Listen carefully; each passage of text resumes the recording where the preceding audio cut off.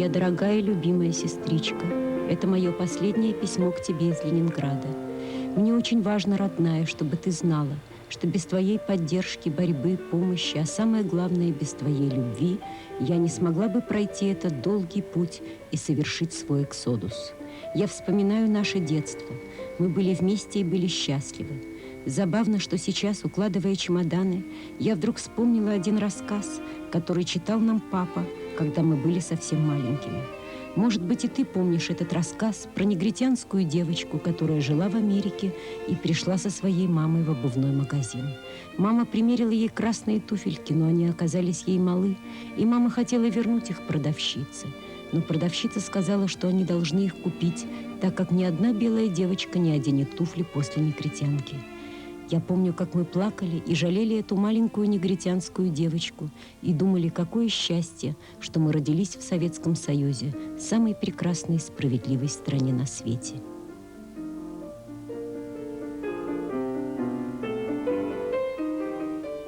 אנחנו גרנו בדירה גדולה מאוד, שהיו שם 15 חדרים, אבל אצלנו רק היו 2, ובכל חדרים גרו משפחות שונות, זה ממש היה אחרי מלחמה, והיו שם ילדים, ואנחנו לא היינו צריכים לא מטפלות ולא אף אחד, אנחנו היינו שם קבוצה. אני זוכרת שישבנו בדירה ושיחקנו בטפות של הסוכריות, ואבא בא, הוא אומר, אניה, אני צריך אותך לרגע. ואני אמרתי, חכו לי רגע, עכשיו אני חוזרת. והם חיכו לי, אבל אני אף פעם כבר לא חזרתי לשוב משחק ילדים. אבא הביא כינור קטן, הוא מדד לי את הכינור, הוא רואה שזה בדיוק הגודל, ומרגע הזה אני הייתי כבר כנרת. Anna and Lena were born in Leningrad. Their father, Jacob, was an orchestra conductor. Their mother, Meta, a successful architect. In many ways, they were a happy family. And as they grew up, Lena became a skilled electronics engineer and Anna an outstanding violinist. They both married and they both had children. In 1974, Anna and her husband, Dr. Mark Woznowski, decide to immigrate to Israel. Lena too applies, but to her disappointment, her request is denied. The Soviet authorities claim that her work at the Lenin Institute gave her access to classified information. Lena resigns from her job, hoping that within a short time, she too will be allowed to leave. Her parents decide to remain with her in Leningrad until the whole family will be able to leave together for Israel. אני יצאתי מרוסיה באוקטובר 74, אבל לא כינור ולא פסנתר ולא שום דבר לא נתנו לי בגבול. ואני יצאתי כנרית בלי כינור, אבל לאמא ואבא זה נורא הפריע. זה עשה לאמא כזאת טראומה, היא פשוט, היא הייתה לא שרויה בדעתה מזה.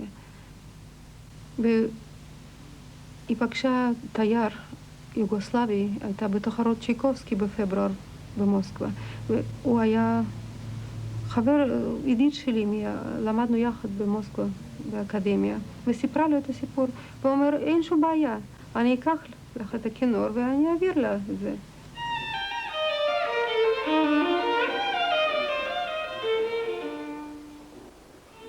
אז מנובמבר, דצמבר, ינואר, זה היו מכתבים, הרבה מכתבים מאבא ואמא, מאחותי.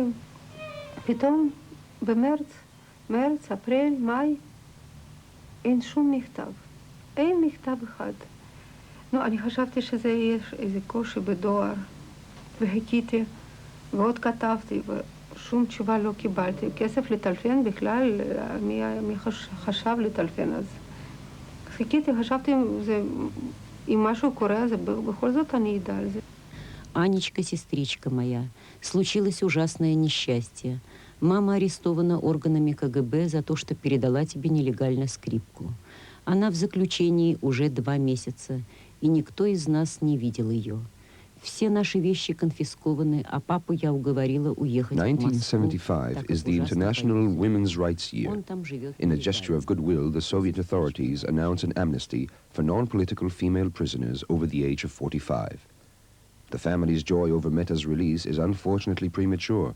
Instead of gaining her freedom, Meta completely disappears for more than a year. אני לא ידעתי מה לעשות. כולם אמרו תלכי למשרד החוץ ויש שם מחלקה שמטפלת במקרים של האסירים. אני הלכתי לשם, אף אחד לא רצה לדבר איתי. הם אמרו שזה לא מקרה ציוני, הם לא לקחו אותה לבית סוהר בגלל שהיא עשתה הפגנה. עוד משהו, זה כינור. אני אפילו כתבתי מכתב לשלטונו של ברית המועצות, שאני באותו זמן, אני מוכנה למסור להם בחזרה את הכינור הזה, רק שישחררו את אימא. וכמו תשובה לזה הם הזמינו את אבא ואמרו שהשלטון הסובייטי הוא לא מקבל שוחד.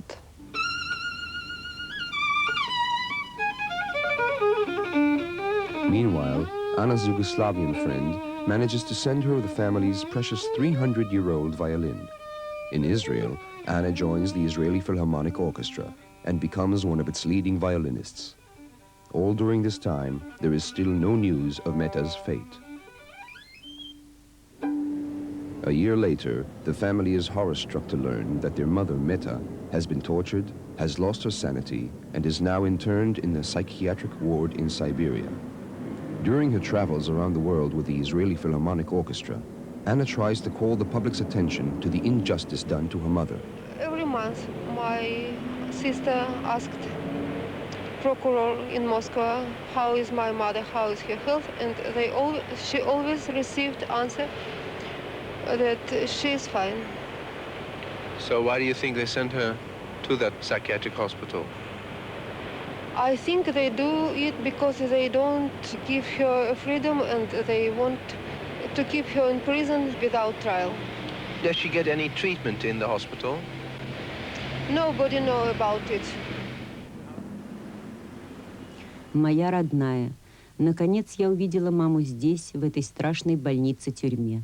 Сестричка моя, я не узнала маму. Передо мной стояла седая, беззубая 90-летняя старуха. Она молчала и смотрела на меня, как на постороннего человека. Я думаю, она не поняла, кто я. Боже мой, она потеряла в весе около 30 килограммов. Можешь ли ты представить себе, что я сумела договориться с ее охранниками, чтобы они за деньги кормили ее? Иначе она просто умрет.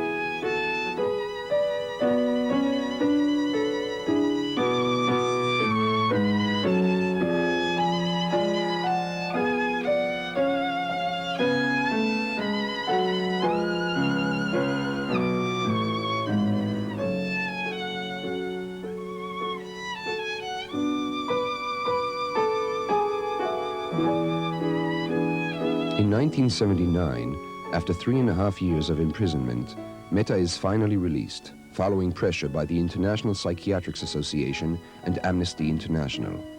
But upon Meta's long-awaited arrival to Israel, the family learns that she has suffered irreversible mental damage, and they must regrettably transfer her to a psychiatric hospital.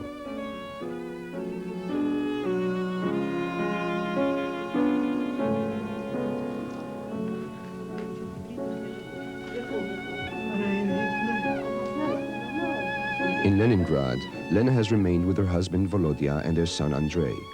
Every 6 months they reapply for an exit visa, but are repeatedly denied permission to leave. The groundless charge of access to privileged information is still used in spite of the fact that Lena resigned from a job years earlier. מתי שהתחיל מאבק עם לנה, לאט לאט שכחתי גם את הטריו וגם את הכינור ואפילו גם את הילדים. אני זוכרת את עצמי שאני בשעה 1-2 הייתי באה מחזרה, נותנת ללורה לאכול, וכל יום הלכתי או לאנשים ששייכים לאיזה ארגונים לזכויות אדם, לאמנסטי אינטרנשיונל, לארגונים של נשים באמריקה למען יהודי ברית המועצות, לגורמים רשמיים פה, למשרדים, כל יום. Анечка, родная, я не знаю, что мне делать. Сегодня я получила очередной отказ, а Володя отказался ехать со мной и сказал, что решение его окончательно. Я не могу это вынести. Я поняла, что он уходит от меня. Ему надоели мои бесконечные разговоры об Израиле. И тогда я стала умолять его остаться. Я сказала, что забуду Израиль и буду с ним. Лена, Но он родная, ответил, что теперь тяжело это слишком получать твои фотографии, видеть твое измученное лицо, видеть, как ты таешь на глазах. Ясно, что твоя секретность выдумана от начала до конца. Скорее всего, отказ связан со скрипкой. Но сейчас ты обязана подняться и бороться за себя, за свою семью, за свободу. Иначе еще несколько лет, и ты увидишь Андрея в форме солдата советской армии. Встань и иди, Лена. Встань и иди. The years pass. In September 1987, Lena's son, Andrei, is called up for service in the Soviet Navy. Lena realizes that if Andrei is drafted, their chances of leaving the Soviet Union will be practically non-existent. Feeling she has nothing to lose, Lena launches an active campaign for her freedom. She stages demonstrations and hunger strikes, petitions various human rights organizations throughout the world, and publishes anti-Soviet poetry. Her newly found activism also creates changes in her personal life, and she marries George Kuna, a Jewish engineer.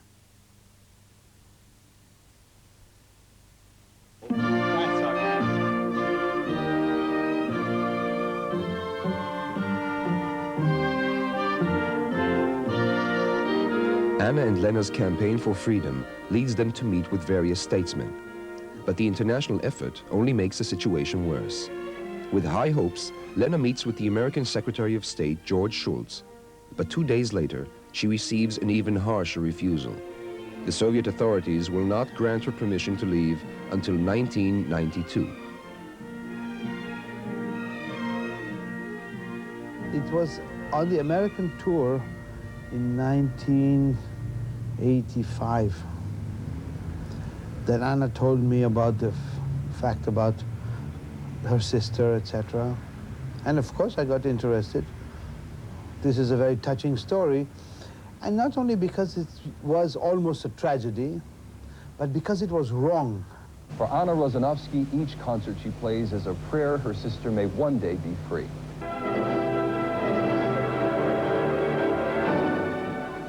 To listen to her music, Anna Rosanovsky would appear to have everything. A passion for music that's earned her a first seat in the Israeli Philharmonics and an exquisite violin that's been in her family for 300 years. But what Anna wants most, the Soviet government continues to deny her. Freedom for her sister, Lena Case, a refusenik for 14 years. The congregation of Canton's Temple Beth Abraham has adopted Lena's cause. And when Rabbi Aaron Rubinger visited Lena in Leningrad, he brought his home video camera. So today, for the first time in their 14-year separation, Anna can see her sister's face and hear the words that bring tears to both of them. Yesterday, I went to Moscow, and they say to me that I was refused till 1992. Я смогу перешагнуть этот рубеж. Жди меня, моя радость. Wait me, my sister.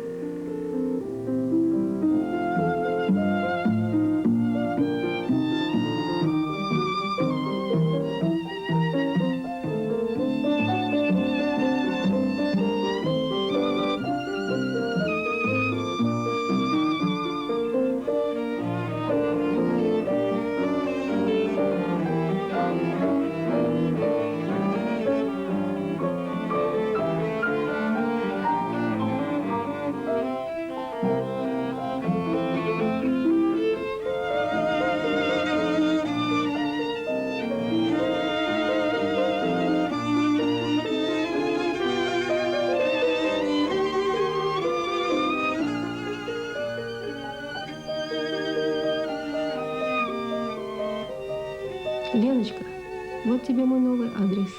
Хадам, 114, квартира 11. Оставила свою большую, роскошную квартиру на Бен-Гурион, и теперь у меня 2 маленькие комнаты, и те не мои пока.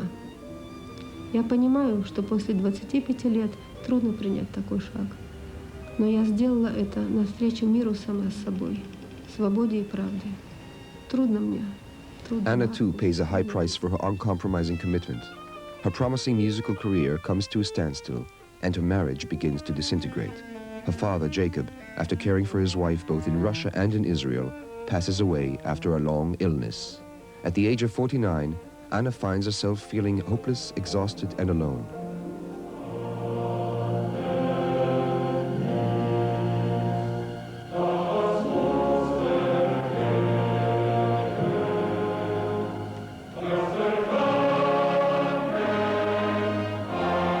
October 1988. In a desperate effort to help Lena leave the Soviet Union before her son is drafted, Zubin Mehta summons his power and influence to the cause.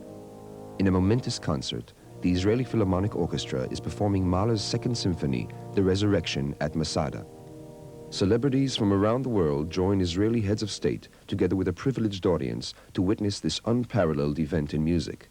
Then, as the last notes of the symphony reverberate, millions of viewers suddenly become witness to an emotional telephone conversation between Lena in Leningrad and Anna at the base of Masada. Lena, this is Zubin. Lena, we are waiting and we are crossing our fingers that the authorities in the Soviet Union will let your family emigrate immediately. Dear people of Israel, dear friends, I want you to know that we continue our struggle for our repatriation, for our rights to be Jews, for our desire to live at home. You must be sure that we won't stop until our dream comes true. December 1st, 1988. The Soviet authorities finally yield to the international pressure. Lena, her husband and son, receive permission to leave the Soviet Union for Israel. Queen of beauty, Lena Case. Who is busy being off duty? Lena Case. Who keeps smile like Jackson Mike? And 2 weeks of hunger strike. Who big hostess of the salon? That like body of John Brown.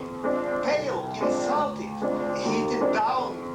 Thrice achieve Klondike.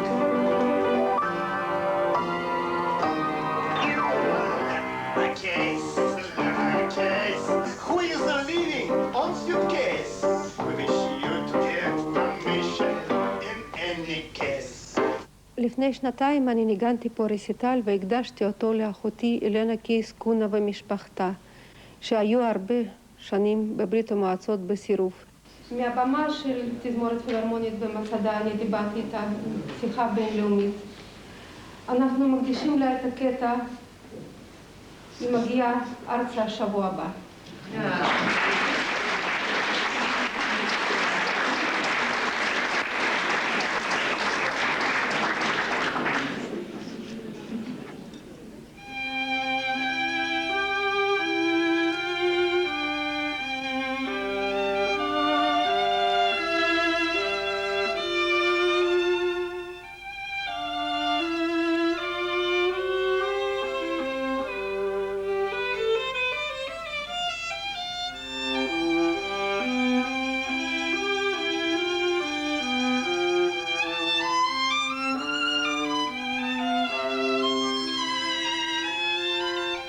מתי שאני מסתכלת אחורה, אני רואה שאנחנו השתננו.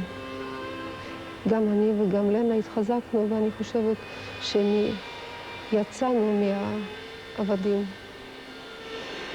יום גדול, יום גדול, ממש יום גדול.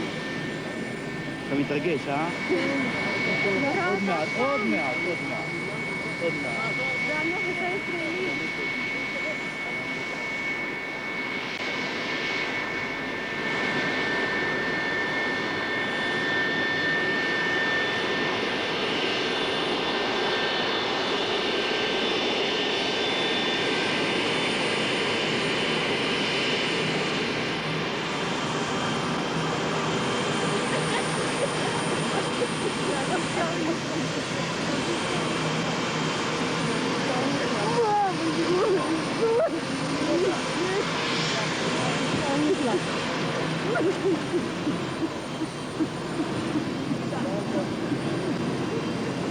Мальчик мой золотой, мою кровь.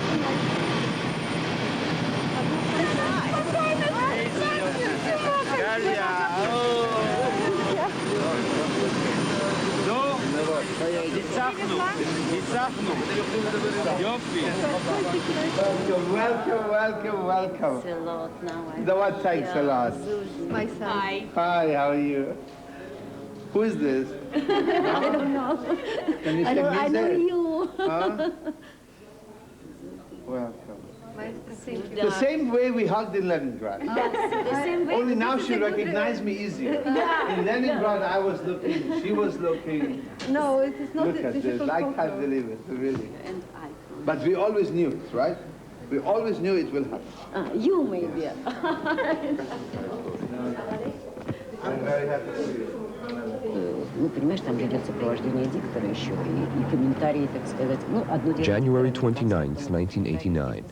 Lena and Anna are at long last reunited after 14 long years of hardship and separation. Both sisters know that one more trial still awaits them, yet both know that they have successfully triumphed over one of the most difficult and trying chapters of their lives. There are many mothers on this earth. There are very many children to whom they gave birth. Mother and child are part of one chain.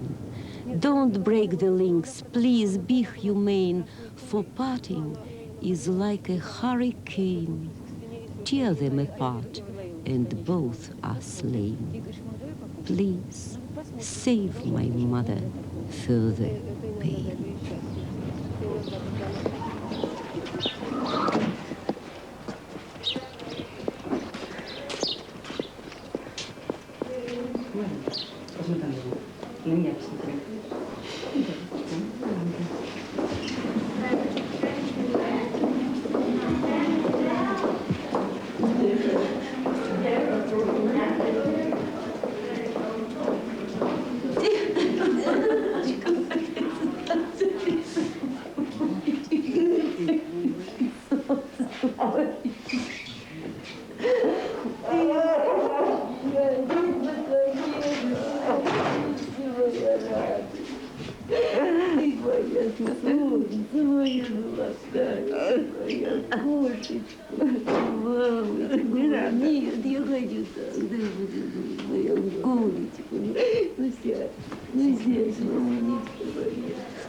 Ну как она будет? Ой, вот такая у меня мамка. Моя красавица. Юрики, сюда. Большой мамочка. Узнаешь, он хорошо? Поцелуй. Эх, ой, ты же свой какой. Мамка, ты знаешь, ты смотри, как он стал.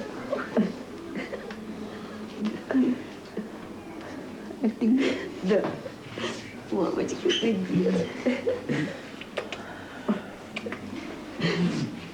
Вот так красивый ключик, да? Выбрала, да?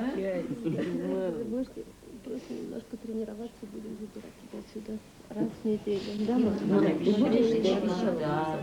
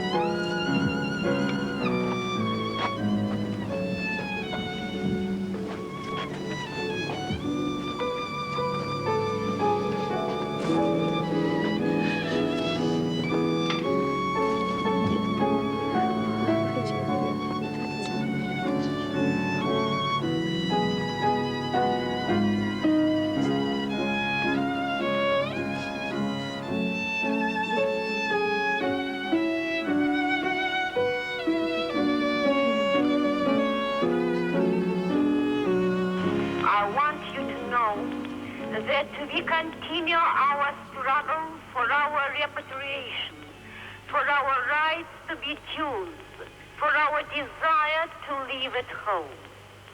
Be sure that we'll accomplish our exodus. All together we'll win. אני מאמינה לשנה הזאת בירושלים. אני בטוחה שאנחנו תמיד ביחד. Don't forget us. Wait for me, my sister. I'll come. אני הייתי את כל החוכמת חיים וכוח שלי נפשי לגייס בשביל לעבור את זה, בגלל שזה לא יום. זה 14 שנים, אז לפעמים קול של סבתא עוד היה, הקשבתי אותו באוזניים, בנפש שלי, כמו שהיא אמרה, אלוהים שולח לבן אדם צרות, אז הוא נותן לו גם כוח להתגבר על זה. עכשיו אני מקווה שהפעם האחרונה ולצמיתות אני חופשייה, אני והכינור שלי.